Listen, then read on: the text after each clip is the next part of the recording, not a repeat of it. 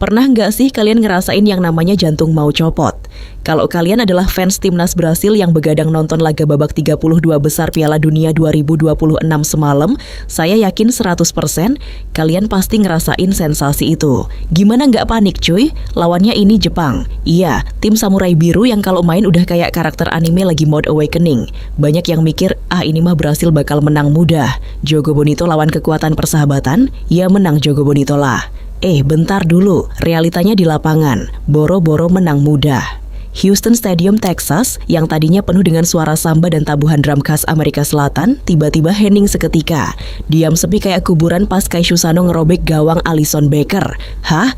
Gimana ceritanya Jepang bisa bikin Brasil ketar-ketir setengah mati? Dan gimana caranya Carlo Ancelotti, sang maestro asal Italia itu, memutarbalikkan keadaan jadi sebuah pertunjukan yang cuma bisa kita sebut sebagai absolute cinema? Siapin kopi dan mari kita bedah tuntas drama gila di Houston Stadium semalam.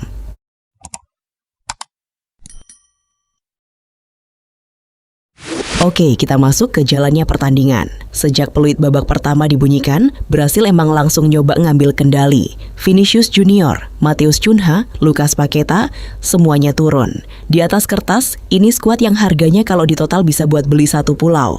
Tapi, Jepang asuhan Haji Memoriyasu ini nggak peduli sama yang namanya price tag. Mereka main disiplin, rapat, dan super rapi. Kayak lagi ngerjain soal matematika, nggak ada celah sama sekali. Jepang naruh Zion Suzuki di bawah Mistar, dan barisan pertahanan mereka yang dipimpin Takehiro Tomiyasu benar-benar solid. Setiap kali pemain Brasil pegang bola, tiba-tiba udah ada 2 atau 3 pemain Jepang yang ngepres. Dan petaka buat Brasil datang di menit ke-29. Bermula dari skema serangan balik yang secepat kilat. Serius, ini cepat banget. Kaishusano berhasil nyari posisi kosong. Dengan ketenangan yang luar biasa, dia ngelepasin tembakan yang bikin Alisson cuma bisa melongo. 1-0 buat Jepang. Kalian tahu apa yang paling epik? Reaksi Carlo Ancelotti di pinggir lapangan. Nggak ada tuh ceritanya dia banting botol minum atau marah-marah muter-muter. Dia cuma berdiri diem, ngunyah permen karetnya makin kenceng, sambil naikin satu alis ikoniknya itu. Seolah-olah dia lagi bilang, jadi gini mainnya. Oke. Babak pertama ditutup dengan skor 1-0 untuk keunggulan Jepang. Di ruang ganti kita nggak tahu apa yang diomongin Don Carlo. Mungkin dia ngeluarin taktik rahasia, atau mungkin dia cuma bilang, tolong ya, jangan bikin malu. Yang pasti babak kedua adalah saat dimana keajaiban itu dimulai. Masuk babak kedua, Ancelotti langsung nunjukin kenapa dia pantas dipanggil suhu. Menit ke-45, dia narik keluar Lucas Paqueta dan masukin si wonderkid, Endrick. Tujuannya jelas, nambah daya gedor dan bikin bek Jepang yang udah mulai capek jadi makin panik. Dan bener aja, impactnya kerasa, intensitas serangan Brasil langsung naik drastis.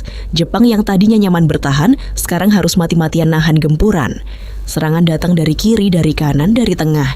Tapi entah kenapa bola tuh kayak susah banget masuk. Entah kena tiang di tepis Zion Suzuki, atau nyangkut di kaki bek Jepang. Sampai akhirnya di menit ke-55, jalan buntu itu jebol juga. Bukan lewat kaki penyerang lincah mereka, tapi lewat sang jenderal lapangan tengah Casemiro. Bermula dari kemelut di kotak penalti, Casemiro ngebaca situasi dengan mata elangnya. Dia dapat ruang tembak dan boom! Bola meluncur mulus nembus gawang Jepang, skor menjadi 1-1. Stadion Houston langsung pecah. Fans Brasil yang tadinya udah lemes nahan napas, tiba-tiba joget samba lagi. Di sini kita bisa lihat perubahan momentum yang brutal. Jepang mulai goyah. Kartu kuning mulai keluar dari saku wasit. Kaishusano dapat, Daichi Kamada dapat. Mereka terpaksa main kasar buat nahan laju pemain Brasil. Tapi skor 1-1 ini bertahan lama banget guys. Pertandingan makin alot. Menit 60, menit 70, menit 80. Nggak ada gol tambahan. Moriyasu narik beberapa pemainnya, masukin tenaga baru. Ancelotti juga ikutan main catur. Di menit ke-65, dia ngelakuin pergantian pemain yang nantinya bakal mengubah sejarah. Dia narik keluar Matheus Cunha dan masukin winger lincah dari Arsenal Gabriel Martinelli. Waktu normal udah habis, menit menunjukkan angka 90. Wasit ngangkat papan tambahan waktu 6 menit. 6 menit yang nentuin apakah laga ini bakal lanjut ke perpanjangan waktu atau ada yang bakal pulang bawa koper sambil nangis. Jepang bertahan mati-matian. Mereka numpuk pemain di belakang, berharap bisa maksa Brasil main sampai adu penalti. Kalau udah adu penalti mah, hoki-hokian, kan? Tapi Ancelotti nggak mau itu terjadi. Dia terus ngunyah permen karetnya, ngasih instruksi kalem dari pinggir lapangan. Menit ke-90 plus 1, 90 plus 2, 90 plus 3. Fans Jepang udah mulai senyum tipis. Dikit lagi nih, dikit lagi. Tapi di sepak bola, selama peluit panjang belum ditiup, keajaiban itu selalu ada. Di menit 90+5 ia bayangin, 1 menit sebelum laga kelar Brasil dapat momentum serangan terakhir. Bola dialirkan cepat. Pergerakan tanpa bola dari Endrick narik 2 bek Jepang sekaligus, ngebuka 1 ruang kosong di sisi kiri pertahanan mereka. Dan coba tebak siapa yang lari kencang gak ngisi ruang itu? Ya, Gabriel Martinelli. Dapat umpan matang, Martinelli nggak mikir 2 kali. Dia nggak pakai acara dribble berlebihan atau trik aneh-aneh. Dengan insting pembunuh berdarah dingin, dia ngelepasin tendangan menyusur tanah yang super kencang. Zion Suzuki udah lompat sejauh mungkin, tangannya terulur penuh, tapi bola itu meluncur lebih cepat dari harapannya. Gol! 2-1 buat tim Samba. Gila! Pecah. Semua pemain Brasil lari ke pojok lapangan, numpuk jadi satu kayak anak SD lagi main rebutan bola. Martinelli teriak sejadi-jadinya. Di pinggir lapangan, staf pelatih Brasil pelukan sambil nangis terharu. Lalu, apa kabar Carlo Ancelotti? Dia cuma senyum kecil, ngangkat tangannya sedikit, dan ngunyah permen karetnya lagi. Kelas. Bener-bener kelas. Taktik pergantian pemainnya, ketenangannya saat tertinggal, dan gol kemenangan di menit ke-90+5. Nggak ada kata lain yang bisa mendeskripsikan pertandingan malam ini selain satu frasa, absolut cinema. Ini bukan sekadar pertandingan bola, ini adalah film blockbuster yang skenarionya ditulis langsung oleh Tuhan dan disutradarai oleh Don Carlo. Peluit panjang akhirnya ditiup di menit ke-90+6. Brasil resmi lolos ke babak 16 besar Piala Dunia 2026. Sementara para pemain Brasil merayakan kemenangan mereka, ada pemandangan yang bikin hati ikutan nyesek. Pemain-pemain Jepang berjatuhan di atas rumput hijau Houston Stadium. Beberapa menutupi wajahnya menangis.